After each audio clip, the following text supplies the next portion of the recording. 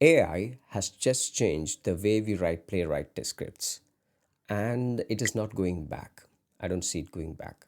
In the next 12 minutes, I'm going to explain you how Playwright agents plan itself and then generate the test scripts on its own and heal the test scripts whenever there is a failure.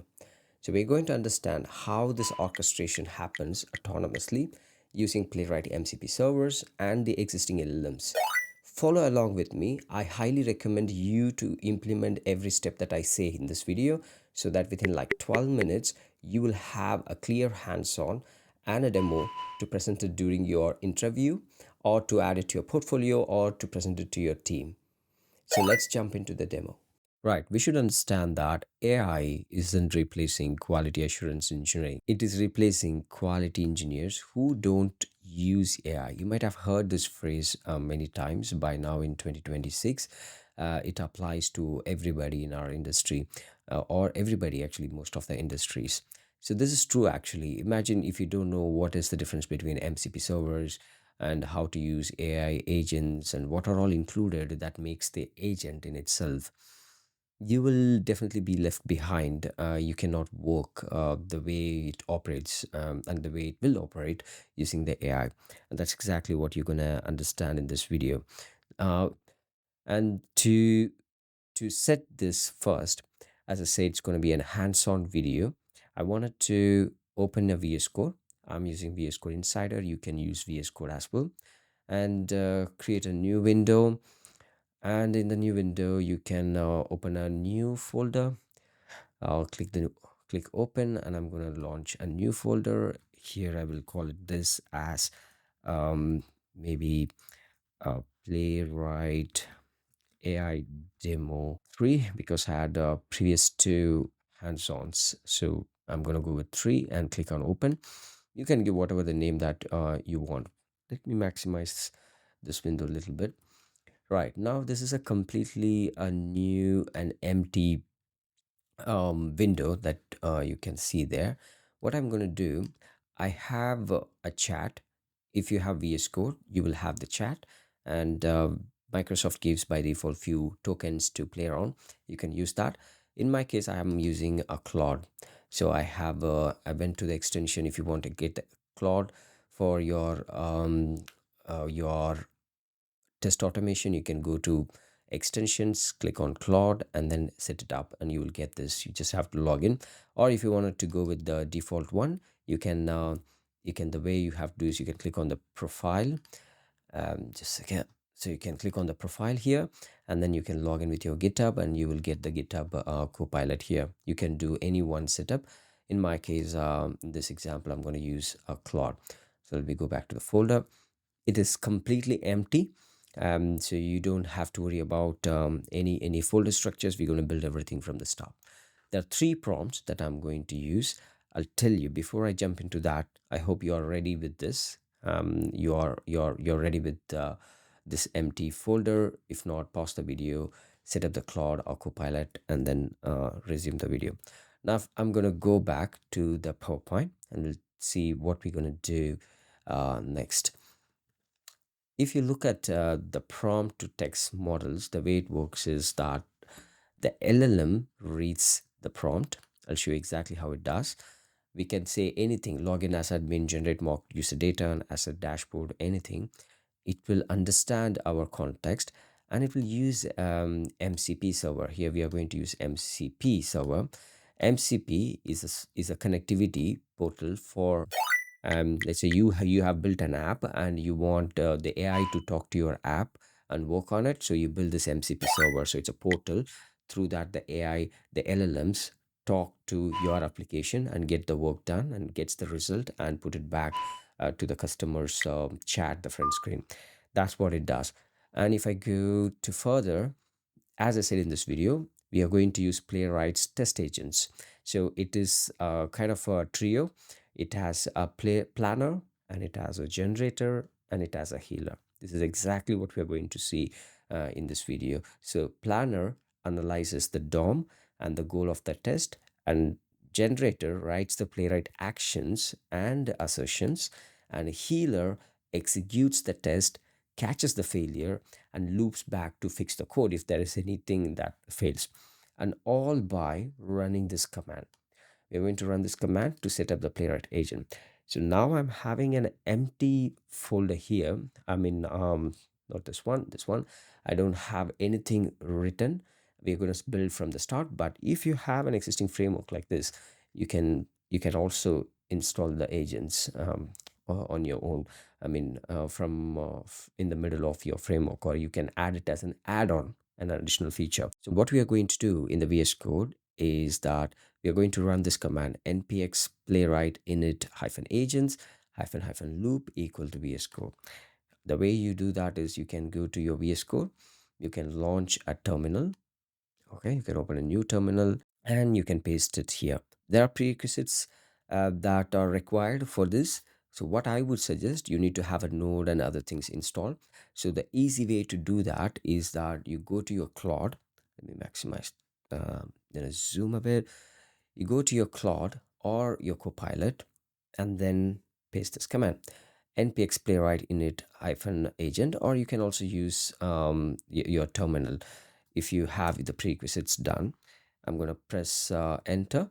So what it will do is that it will install all the agents, the Playwright AI agents. As you can see, we got the folders here, but and if I can expand, you can see the agents, and within the agents you got a generator agent, you have a healer agent, and you have a planner agent.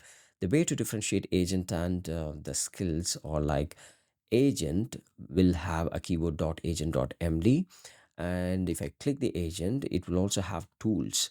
Okay, what tool to use for what. Okay, so let's see here, you need to use the Claude 4. You can go, you can update this based on your the AI LLMs that you have. You can make it as 4.6 or GPT or whatever it is, Opus 4.6 or whatever. And if you look at it as the tools, right, so that means it is an agent. Okay, skills normally instructs the agents what to do, like how to do it. Basically that's the skill, not actually what to do, it's like how to do it. So now you got all the agents, and all we did is like we ran this command and it took care of all the installations for us. And the first prompt that I'm going to paste, as I said, we're going to implement this by like 3 prompts, and this is the first prompt I'm going to paste. This prompt is like initialize a new Playwright project with MCP agents, because your VS Code may not have MCP servers activated. If it's activated, that's well and good. It's going to identify and start the MCP server. So initialize a new Playwright project with MCP agents for VS Code integrator. Install the necessary dependencies, including Playwright, because if you look at this, we don't have Playwright installed yet. Okay, so we need the browsers and Playwright to be installed. Run the seed test to validate the setup, and start the MCP server for local testing tools. So I'm going to hit enter. So this will make sure we get all the Playwright here. While it's installing it, I'm going to reiterate on what is MCP server. MCP server, it makes this LLM that you see here, like Claude, to talk to Playwright instead of us writing all the Playwright scripts. It's going to understand the whole Playwright library, and it does the setups, it writes the test cases, it plans, and it heals, it does everything. So similarly, we have MCP servers for many apps in today's world. So that's the advantage of the MCP. It's called Model Context Protocol. Okay, it's a rule that has set for this model context. So what you need to do by following the user instructions and connecting to the app. So that's the MCP that connects like an USB. You plug your iPhone charger, so you get your iPhone charged. So you plug your TV charger, your TV gets charged. So that's what it is. I've explained MCP servers clearly on my other video, so please have a look at it if you have questions. But yes, we were waiting for this to be done. So now we can see that Playwright has set up the server, and it is also running. Playwright MCP server starter in the background via npx playwright run test hyphen run test hyphen mcp hyphen server. Now this is done. Now the second prompt I'm going to try is the main one, where we are going to plan, generate, and heal all three whenever there is a failure. And lastly, we're going to fail it, and then we're going to use healer to correct on its own. So here's the prompt, and it is about Orange HRM dashboard. So it's the globally used open source website for like test automations to practice things. So the AI will itself understand what is this Orange HRM dashboard is. If not, get the URL from the web page. So here, what I'm saying is, I need to write a new test for the Orange HRM dashboard. Please act as the orchestrator and follow the strict lifestyle. First, read the rules in Playwright test planner.agent.md, which is this one. Okay, so I go here. I'm asking it to read the rules. There is a set of rules defined by the Playwright by themselves, and analyze the target page and output step-by-step strategy for the test, and stop and wait for my approval. Once I approve, switch to the healer, sorry, the generator. Okay, so the first one was the planner actually. So I was clicking the wrong file. So the first one was planner. So plan the test cases, read my DOM of Orange HRM, understand what needs to be automated there, and then wait for my approval. Once I approve, use the generator.agent, the one I mentioned here, and write the actual Playwright TypeScript code based on the plan after I approve. If I wanted to modify or tweak something, it will do that. And execute the test cases. If the test fails, then use the healer.agent to analyze the failure and fix it. Okay, let's hit enter. And yeah, so now you can see that it is going through the web page. It went through the MCP server. Okay, planner 1 HRM dashboards is this is the website, http open source hyphen demo, if just in case if you wanted to launch it on your browser instead of updating it as Orange HRM. So it has generated me the test cases. You see test case number 1, 2, 3, 4, 5 and 6. We are not going to dive deep into what each of these are, but I'm going to just say please review this plan once approved. Okay, I'm going to say approved. Okay, so it will go and generate the test case. The plan is ready. If you have noticed, it did not launch any website. It is using the MCP server and a headless mode. It went through the website, and it is so quick that it has generated so many test cases for us in a fraction of a second. Now I'm going to click approved. What this approved will do now, it will create the test cases for us over here, and it will also execute the test cases and fix the test cases using the healer agent that we see here if there is any issues. Okay, now you can see that it has created a test folder. If I expand it, it is creating the files for each of the test cases that it has written. So there's one for dashboard, there's one for login. Let it carry on. So while it generates the test cases, I hope you understand how we orchestrated it. Okay, an AI agent here is nothing but, it's not just this file. Okay, it's not an agent. It's just nothing but an empty text file. We are giving a life to this and making it as agent by giving an access to an MCP server and also to this LLM. In this case, it's Claude that is writing the test cases. Okay, so an agent should plan, should take an action, and it should give you a result. So that's what an agent is. So we are making this agent by utilizing these tools, right? The MCP and the LLMs.